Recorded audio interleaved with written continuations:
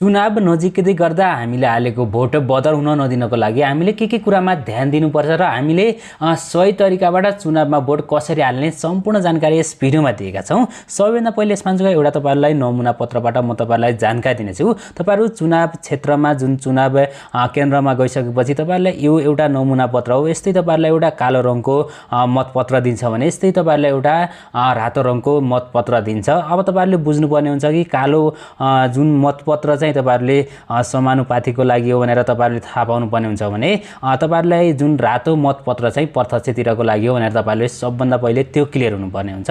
जस्तै यसमा केही नमुना जुन जस्तै यसमा चुनाव चिन्हहरु रहेका छन् भने तपाईहरुले भोट हाल्ने बेला तपाईहरुको ओरिजिनल तपाईहरुको क्षेत्रबाट कुन उम्मेदवार उठेका छन् त्यस अनुसार तपाईहरुको चुनाव चिन्ह हुन्छ। कसैको थोरै हुन्छ कसैको धेरै हुन्छ।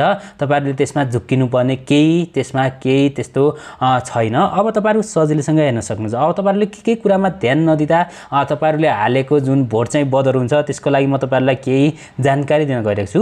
जस्तै यसमा चाहिँ यो कोठाहरु रहेका छन्। यो कोठाभन्दा बाहिर जस्तै यतापट्टि तपाईहरुले स्वस्तिक छाप लगाउनु भयो, यतापट्टि लगाउनु भयो, यतापट्टि लगाउनु भयो, यतापट्टि तपाईहरुले स्वस्तिक छाप लगाउनु भयो भने तपाईहरुले हालेको भोट त्यो बदर हुनेछ। तपाईहरुले त्यसमा एकदमै धेरै ध्यान दिनुपर्ने हुन्छ। अब तपाईहरुले स्वस्तिक छाप जुन लगाउनु भयो सही तपाईहरुले आफूले रोजेको जुन पार्टीको चुनाव चिन्हमा लगाउनु भयो। लगाइसकेपछि जस्तै तपाईहरुले लगाएको ठाउँमा जस्तै यो लाइन छुयो स्वस्तिक छापले यो लाइन छुयो भने तपाईहरुको भोट बदर हुनेछ। त्यसमा पनि तपाईहरुले एकदमै धेरै ध्यान दिनुपर्ने हुन्छ। अब तपाईहरुले स्वस्तिक छाप चाहिँ लगाउनु भयो।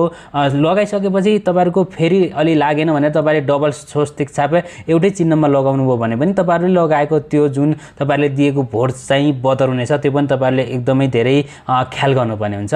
अब तपाईहरुले स्वस्तिक छाप लगाउनु भयो। लगाइसकेपछि यतापट्टिको लाइन छुयो, यतापट्टिको लाइन छुयो, यतापट्टिको लाइन छुयो। तपाईहरुले स्वस्तिक छाप लगाउने बेला यसरी लाइन छुयो भने पनि तपाईहरुले हालेको भोट चाहिँ बदर हुनेछ। तपाईहरुले पनि त्यो एकदमै धेरै ख्याल गर्नुपर्ने हुन्छ। अब तपाईहरुले स्वस्तिक छाप लगाउँदा जस्तै दुईटा चुनावको बीचमा तपाईहरुले स्वस्तिक छाप लगाउनु भयो। लगाइसकेपछि अब ढुक्कले तपाईहरुले फोल्ड गरेर राख्नुभयो भने पनि तपाईहरुको त्यो पनि बदर हुनेछ। त्यसमा पनि एकदमै धेरै ख्याल गर्नुपर्ने हुन्छ।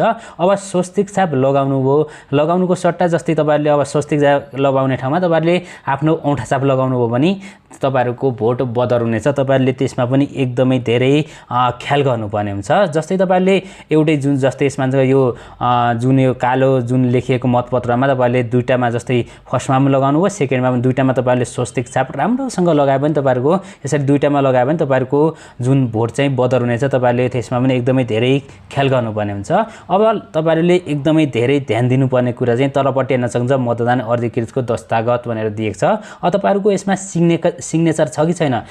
मतदान अधिकृतको सिग्नेचर छ भने तपाईहरु ढुक्कसँग सही तरिकाबाट तपाईहरु भोट हालेर सजिलैसँग राम्रोसँग सजिलैसँग फोल्ड गरेर तपाईहरु मतपेटिका जस्तै रातो जुन यो कालो मतपत्र चाहिँ कालो मतपेटिकामा हाल्नु होला।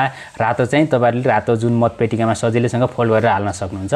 सेम यही तरिकाबाट तपाईहरु आफ्नो जुन तपाईहरु सजिलैसँग हाल्न सक्नुहुन्छ। जस्तै अब तपाईहरुले चुनाव चिन्ह चुज गर्नु होला। चुज गरिसकेपछि सजिलैसँग जस्तै यसमा मैले यसरी तपाईहरुलाई देखाउनको लागि यसमा जुम गरेको छु। यसरी जस्तै एउटा टक्क यसरी लगाउनु होला। जस्तै यता पनि लाइन छैन यता पनि लाइन छैन यसरी लाइन छैन भने तलपट्टि हेर्नु होला। अनि त्यसपछि तपाईहरुले यसमा तपाईहरुको मतदान अधिकृतको जुन साइन छ कि छैन त्यो हेर्नु होला। हेरेर राम्रोसँग फोल्ड गरेर तपाईहरु सजिलैसँग आफ्नो मनपर्ने तपाईहरु सजिलैसँग पार्टीलाई भोट गर्न सक्नुहुन्छ।